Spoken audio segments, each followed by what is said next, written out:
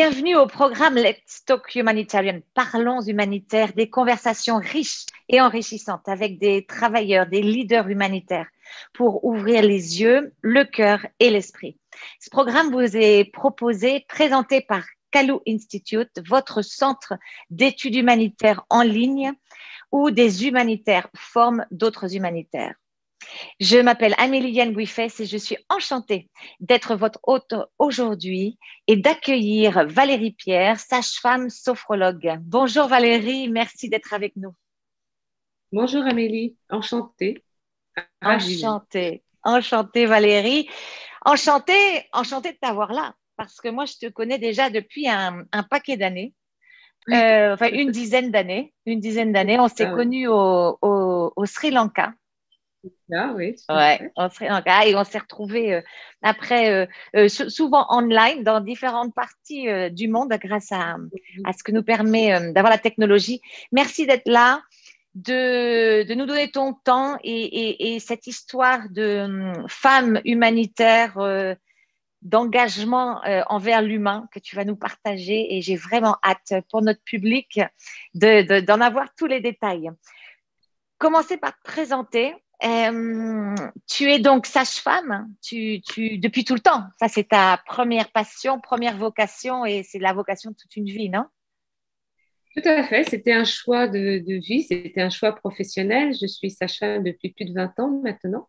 J'étais formée à Paris, j'ai 50 ans maintenant, donc tu vois, j'étais diplômée en 96. Voilà, donc mon choix de partir dans l'humanitaire est né déjà même avant la fin de mes études, hein. Je voulais partir.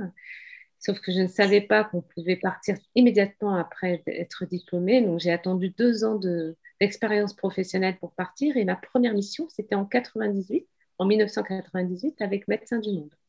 D'accord. Et donc, tu étais en Afghanistan avec Médecins du Monde pour une première mission. Voilà, c'était du sérieux, très bien. Après, Oui. tu es passé avec Médecins sans frontières, donc je dirais toute une carrière de 12 ans hein, avec Médecins sans frontières. Et si je peux, comme ça, lister les pays, certains d'entre eux, c'était plusieurs missions, mais c'était la République démocratique du Congo, Haïti, la Côte d'Ivoire, le Yémen, le Sri Lanka, la Papouasie-Nouvelle-Guinée, le Nigeria, l'Afrique du Sud, le Malawi, le Soudan. Est-ce que j'en ai oublié un? Non, je crois que c'est à peu près tout. On a fait le tour, hein. L'Afrique du Sud, Waouh, oui. incroyable. Et donc, Oui. après toutes ces missions dont tu vas nous dire un petit peu plus, tu rentres en France Mhm. en quelle année? Alors, je suis rentrée en France en 2 temps. C'est-à-dire que je suis rentrée après ma première mission avec Médecins sans frontières du Soudan. Donc, j'ai Ouais. rencontré mon futur ex-mari en Afghanistan Mhm. précédemment. On est partis ensemble au Soudan et puis lui a souhaité reprendre ses études et moi aussi ma vie professionnelle parce que j'étais toute jeune sage-femme et je voulais un petit peu assurer mes arrières et voir ce que je pouvais faire en France. Donc, on est rentrés en 2000 et on est reparti ensemble en 2006 avec notre enfant. D'accord, très bien. Et donc, ce deuxième retour là en France, il est plus récent? Alors, le deuxième retour, ça s'est fait en 2019. Donc là, c'était contraint et forcé. J'ai eu quelques problèmes de santé. Donc, il fallait que je rentre. Et puis, de toute façon, j'arrivais à mes 50 ans et je me suis dit, bon, voilà, après avoir passé tant d'années à l'extérieur, j'avais besoin de rentrer pour me retrouver aussi parce que je m'étais un petit peu mise Hmm. de côté et j'en ai payé le prix un petit peu après toutes ces années.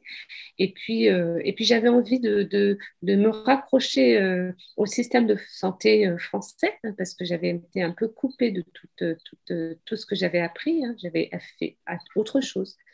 Et donc voilà, j'avais besoin de rentrer et envie aussi de rentrer. D'accord, très Voilà. bien. Et j'entends quelque chose d'important. Tu dis, j'avais besoin de prendre soin de moi. Ben déjà, la santé, le corps, hein, tu as dit, hey, prends soin de moi. Et puis, du coup, aussi Oui. de retrouver un peu ses racines, ses repères.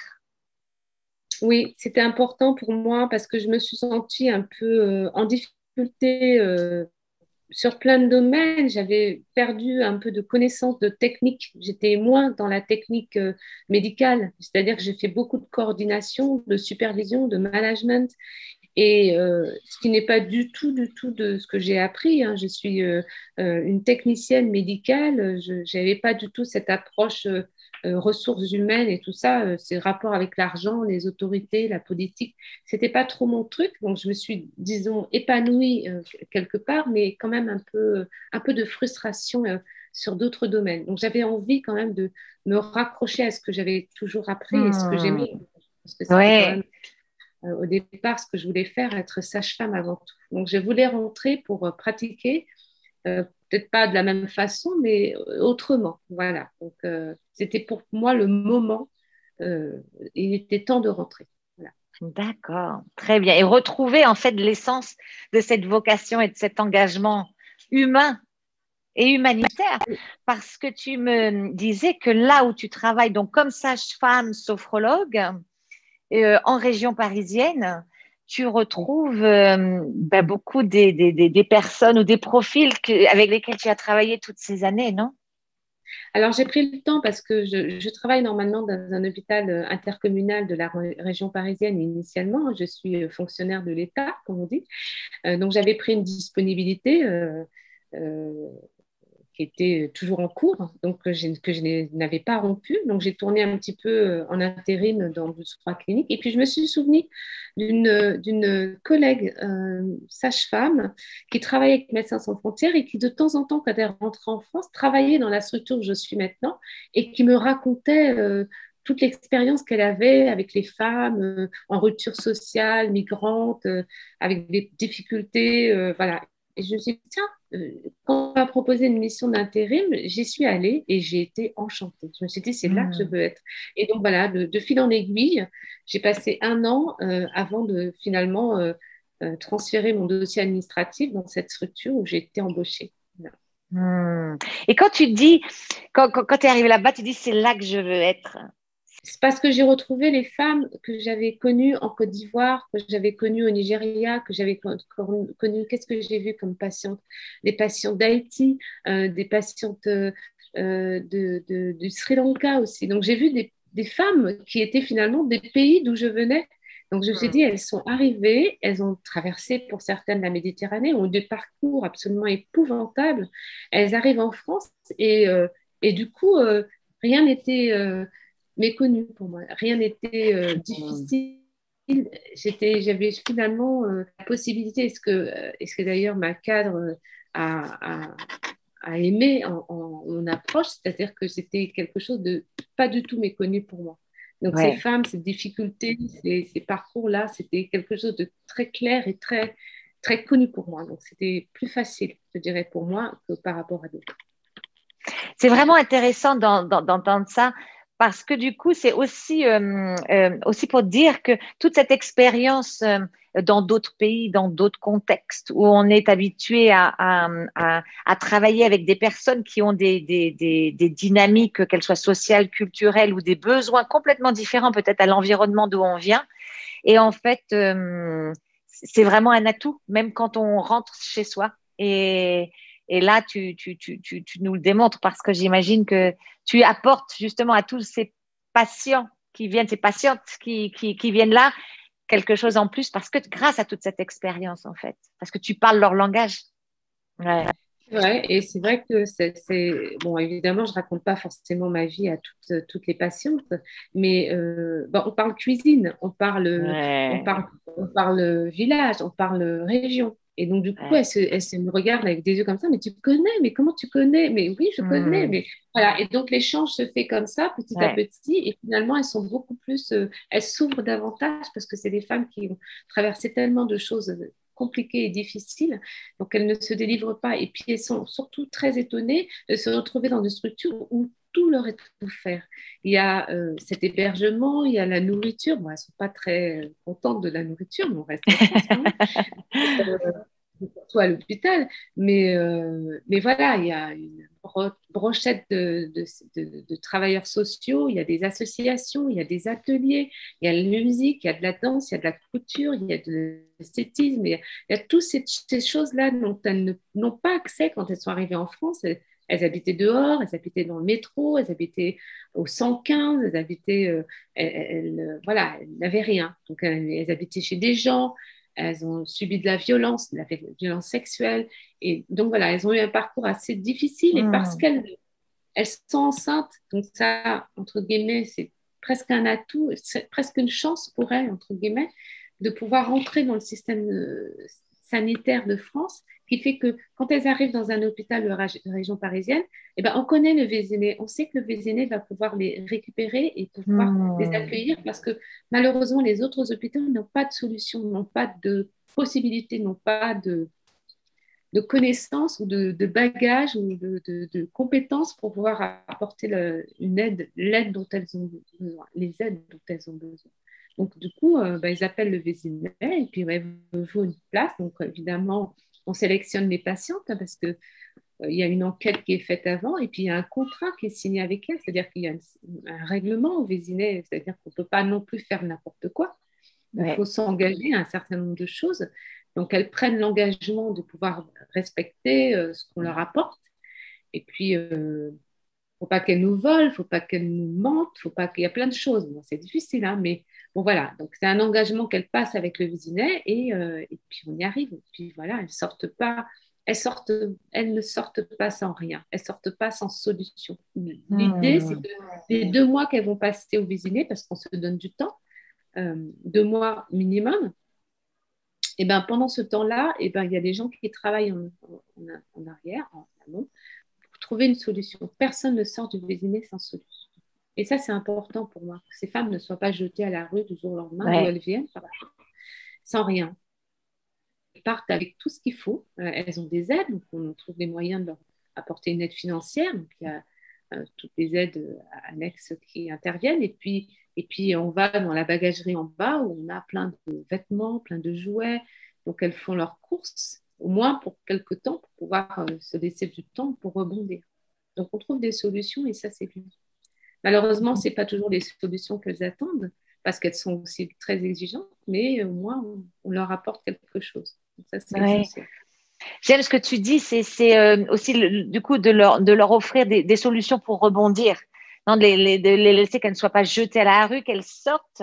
Donc déjà, on a pris soin, elles ont retrouvé une dignité, un environnement où elles sont respectées et en plus des outils pour qu'elles puissent effectivement rebondir et puis faire leur vie sans avoir besoin des autres.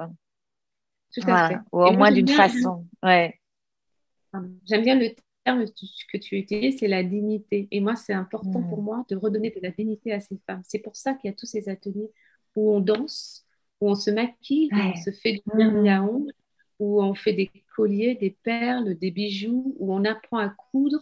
Enfin, il y a des choses qui sont faites pour leur redonner du goût à la vie et puis se regarder dans une glace sans voir une femme complètement en haillons ou pas belle ou pas coiffée. Donc, il y a des ateliers coiffure. Ça, c'est drôle parce que c'est africain. Donc, c'est rigolo. Non, mais je trouve ça formidable. Je trouve ça vraiment. Et puis, il y a de l'entraide.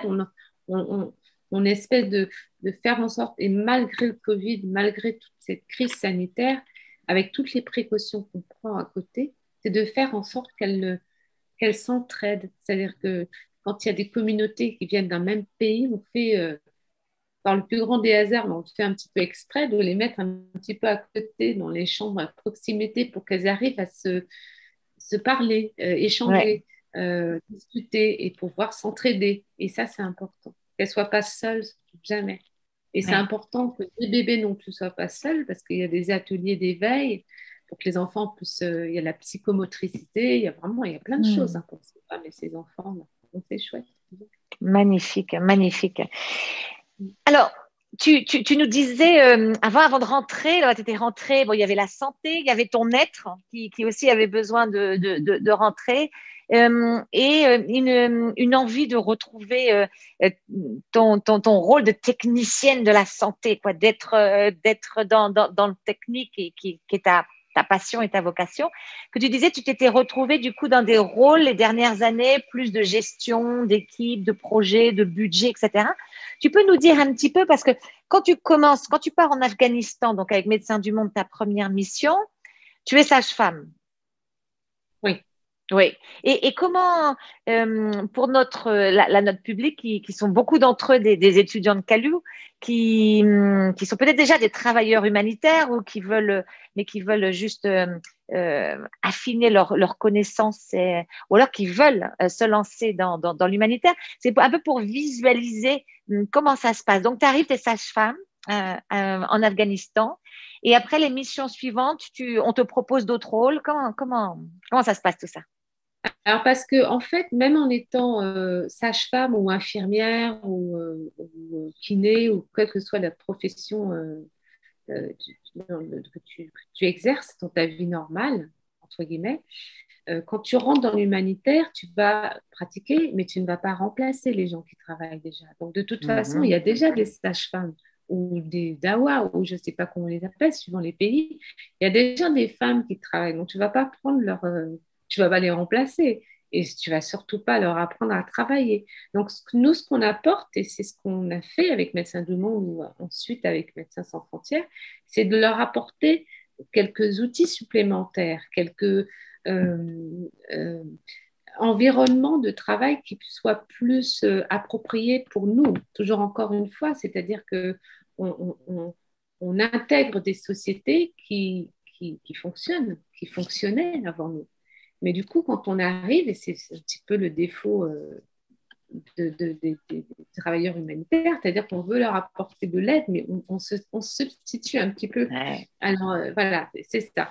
Et donc, ça a toujours été un petit peu compliqué pour moi de leur dire, mais ce que vous faites, c'est bien, mais vous pourriez faire mieux avec ce que moi, je vais vous apprendre ou vous donner en plus, ou on va peut-être améliorer l'environnement de travail, on va peut-être apporter des outils supplémentaires. Et c'est un petit peu comme ça que je suis arrivée en Afghanistan et ensuite au Soudan. Et en plus, je travaillais dans un camp de déplacés, donc c'était encore plus compliqué.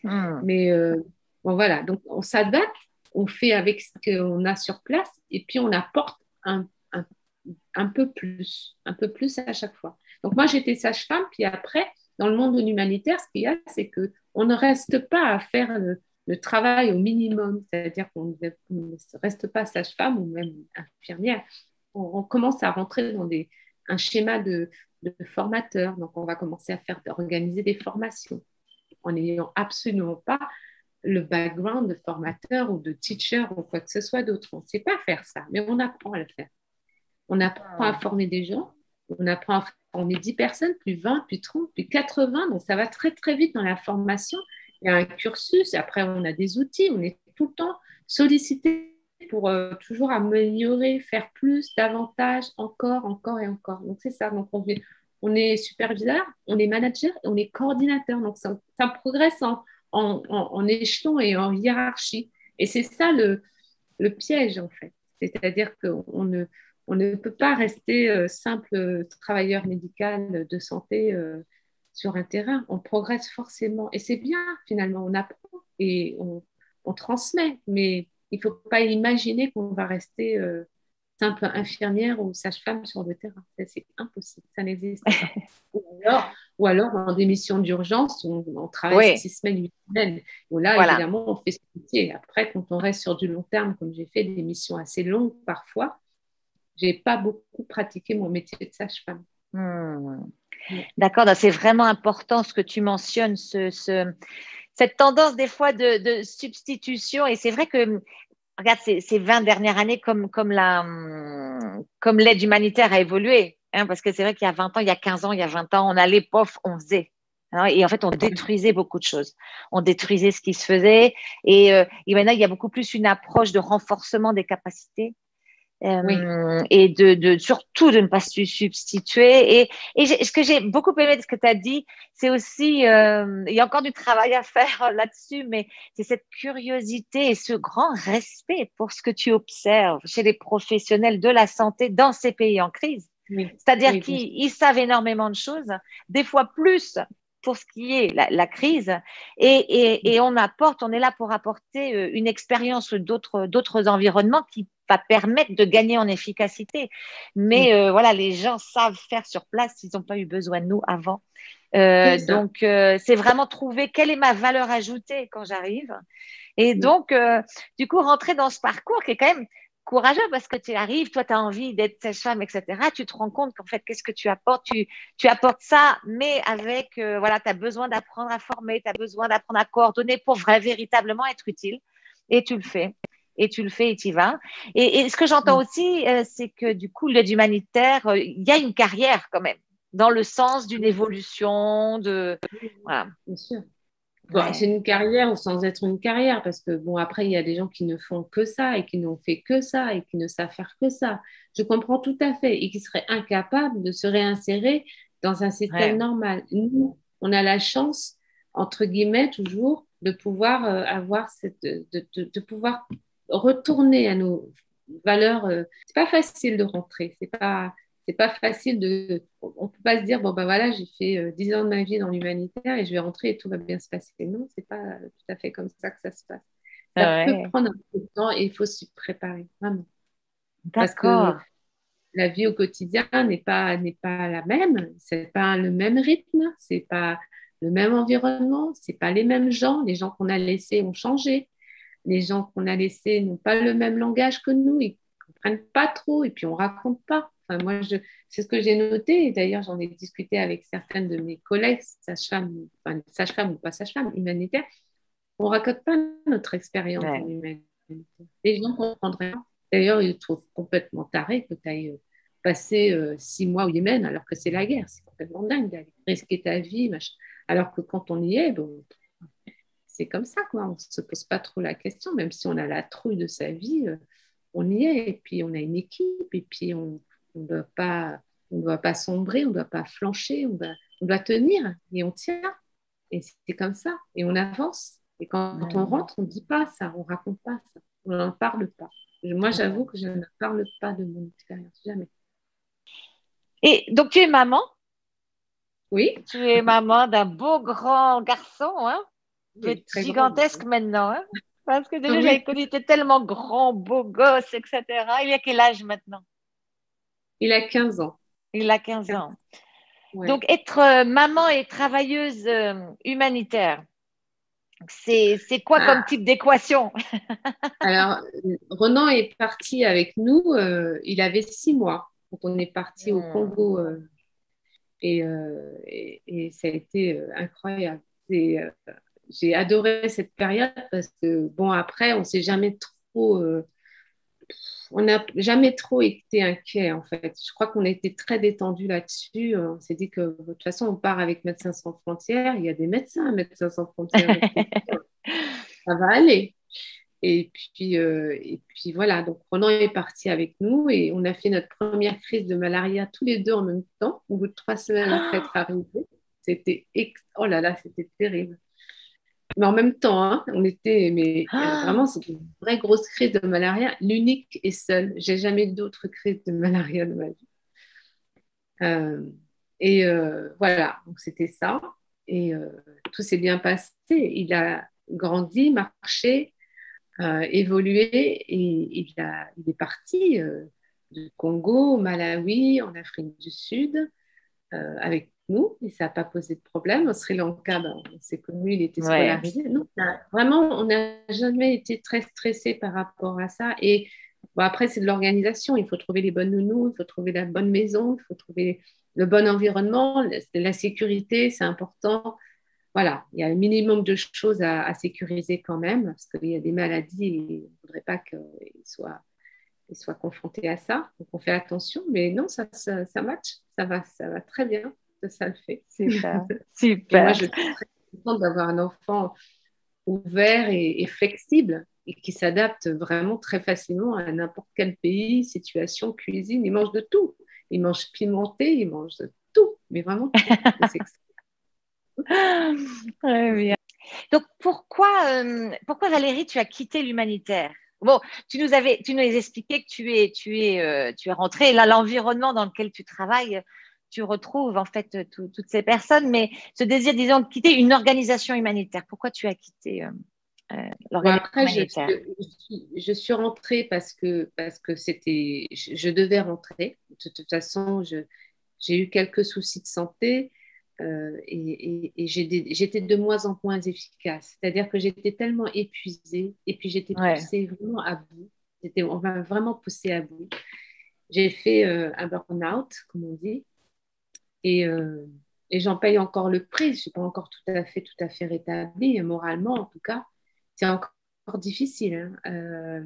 Bon, de toute façon, j'avais déjà pris un peu la décision de partir, hein, d'arrêter l'humanitaire parce que j'arrivais à un point où vraiment j'étais trop fatiguée et je le sentais dans mon corps physiquement que j'étais épuisée et je le suis encore. Donc voilà, on m'a un petit peu poussée vers la sortie et je ne regrette pas du tout. C'était un peu compliqué pour sortir. Et la sortie a été un peu compliquée, mais je ne le regrette pas. Je crois que c'était le moment pour moi de mettre fin à tout ça. Et, euh, et voilà. Donc, voilà. C'est un choix sans être un choix. Ouais, c'est un choix. Enfin, c'est s'écouter à un moment où on est, voilà, on est un peu en train de tomber dans un puissant fond de mal-être, de problèmes de santé, etc. Et c'est quelque chose qu'on voit tellement hein, dans notre métier, Oui. ce burn-out et le burn-out aussi quand tu parlais avant des gens qui ne peuvent pas sortir du terrain et retourner dans leur pays d'origine, etc., ou se réhabituer à des environnements différents. Et cette espèce de... Maintenant, avec le recul, euh, à quel moment ou quel serait l'indicateur ou l'alarme que tu écouterais de façon différente? Quel est un peu le conseil que tu peux nous donner? On a moins de patience, on est moins, on est trop exigeant avec soi-même et avec les autres. Quand on commence à Mhm. être un peu trop pushy et un peu trop ouais, désordonné, désorganisé, que voilà, on est fatigué, on est épuisé et je crois que les signaux physiques, on dort pas bien, on mange mal, on fait n'importe quoi.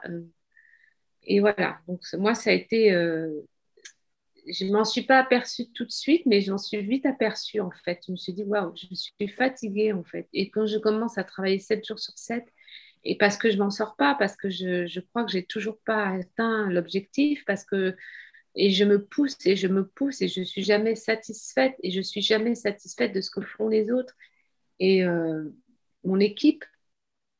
Donc non, ça va trop loin. Et j'ai été trop loin Hmm.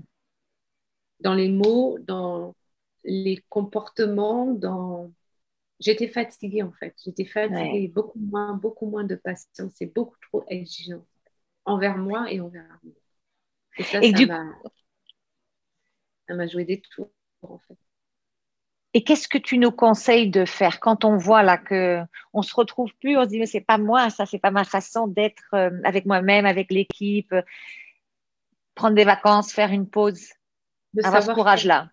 de savoir Ouais. faire une pause et de se dire non, non, je repars pas, non, je me pose, non, je renouvelle pas mon contrat, non, je fais une pause. Fais vraiment une pause. Je pars en vacances, je me recentre sur moi-même. Euh, et ça, c'était important pour moi. Et c'est pour ça que je me suis orientée vers la sophrologie, parce que j'ai eu besoin de me recentrer sur moi-même et Hmm. avoir une approche envers les gens qui était beaucoup plus humaine. C'est-à-dire que j'étais plus une coordinatrice. Bon, il y a un rapport, il faut que tu me le rendes, on est en retard, là, il faut qu'on a une deadline, machin chose.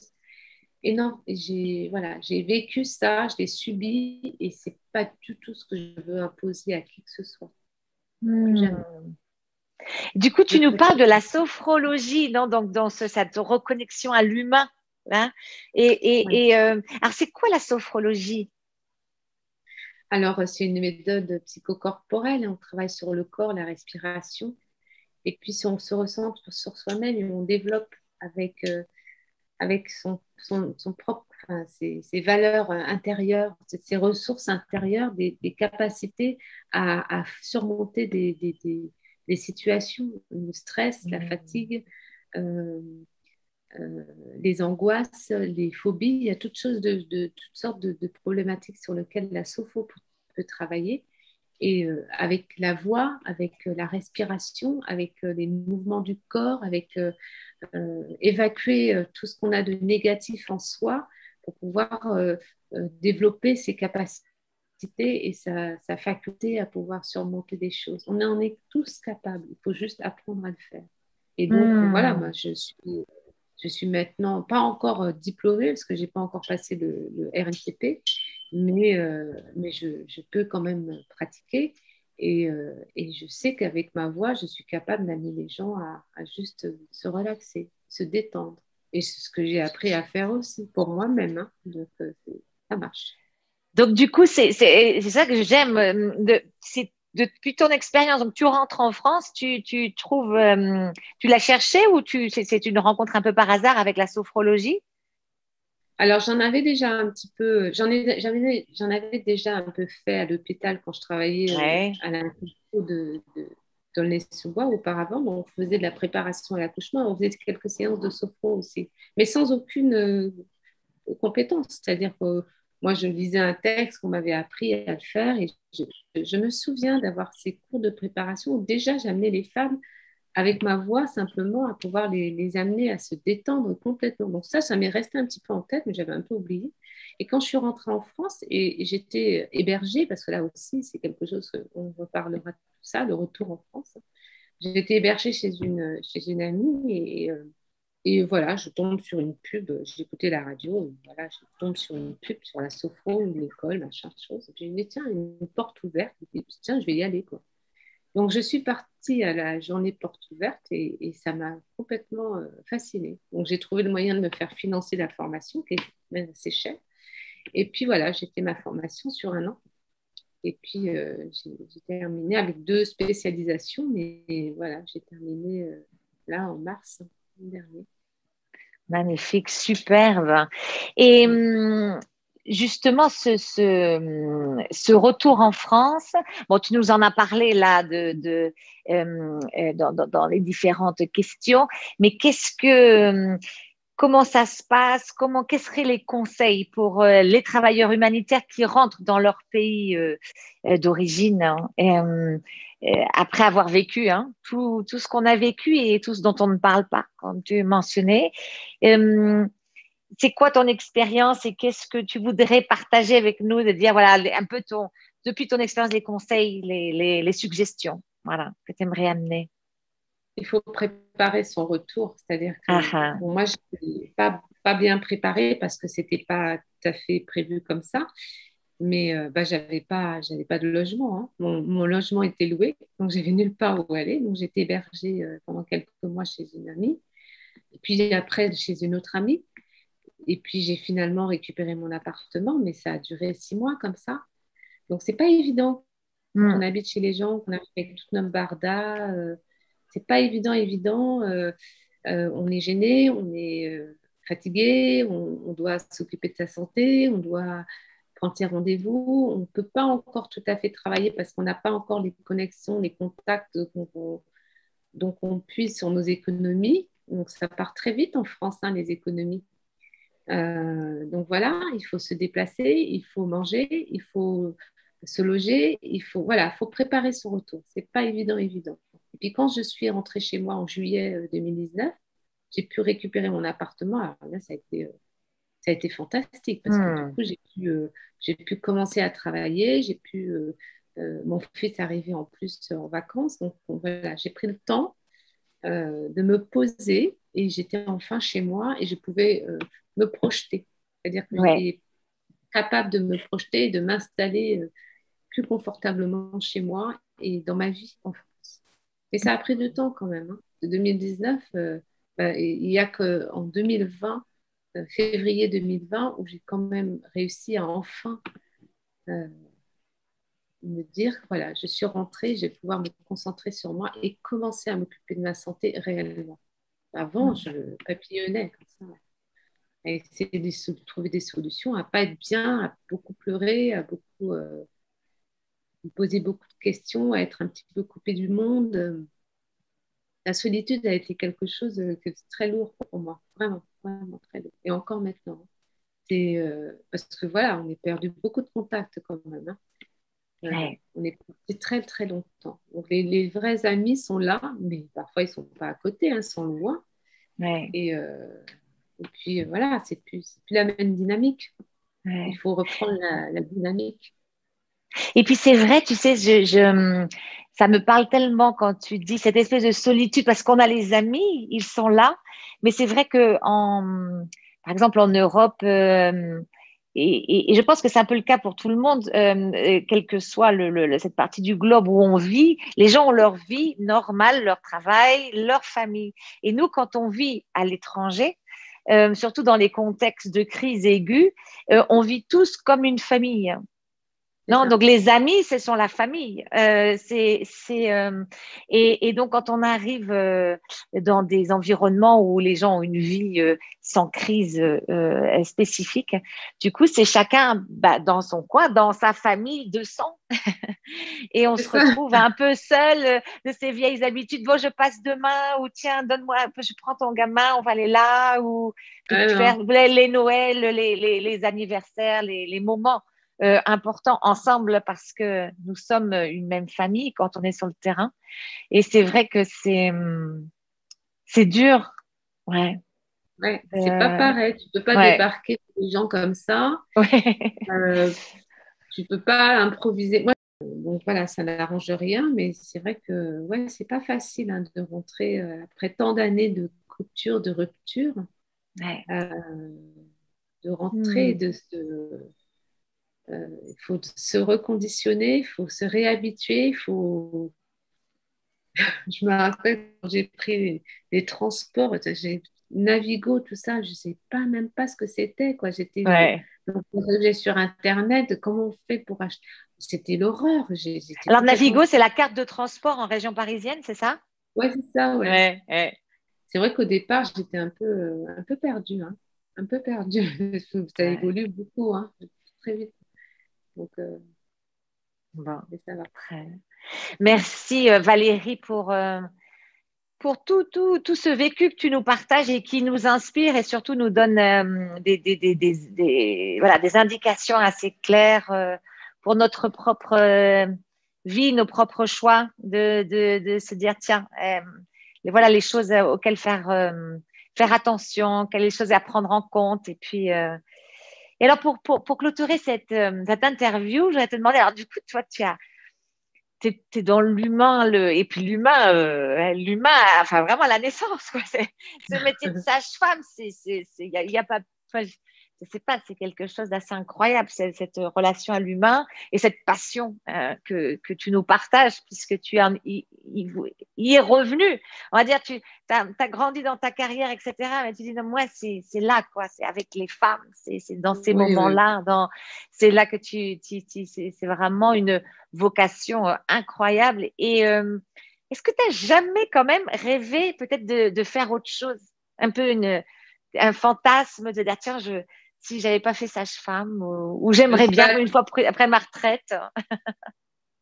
Enfin, non, je pense pas que je ferais ça, mais euh, non, j'aurais voulu être décoratrice d'intérieur. Ça, si j'en avais la Ah, compétence, c'est de ouais. faire la décoration d'intérieur pour améliorer c'est encore une fois l'environnement de vie des gens à l'intérieur de chez eux, quand on n'a pas la possibilité d'avoir un extérieur, d'avoir un intérieur dans lequel on se sent bien. Ça, j'aurais aimé faire ça.